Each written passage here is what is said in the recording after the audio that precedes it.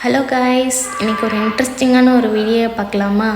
எங்கள் வீட்டுக்கு ரொம்ப நாள் கழித்து என்னோடய தம்பி வரான். அவனுக்காக நான் பிரியாணி தான் ப்ரிப்பேர் பண்ண போகிறேன். அவன் வந்தோடனே வெளியில் டின்னர் சாப்பிட போகலாம் அப்படின்னு சொன்னான். நான் தான் இருந்துட்டு வேண்டாண்ணா, நான் உனக்கு வீட்லேயே ஃபுட்டு ப்ரிப்பேர் பண்ணி தரேன் அப்படின்னு சொன்னேன். என்ன ரீசன் பார்த்தீங்கன்னா, எங்கள் வீட்டிலேருந்து ரெஸ்டாரண்ட்ஸ் போகிற மாதிரி இருந்தால் 1 hour ஆகும். அந்த 1 hour நான் உனக்கு வீட்லேயே சூப்பரான ஒரு பிரியாணி செஞ்சு தரேன்டா அப்படின்னு நான் சொன்னேன். அவனும் ஓகேன்னு சொல்லிட்டான். அவனுக்குன்னா பிரியாணினா ரொம்ப பிடிக்கும். அவனை மாதிரி பிரியாணி லவர் யாரெல்லாம் இருப்பீங்கன்னு சொல்லிட்டு என் கமெண்ட்டில் சொல்லுங்கள்.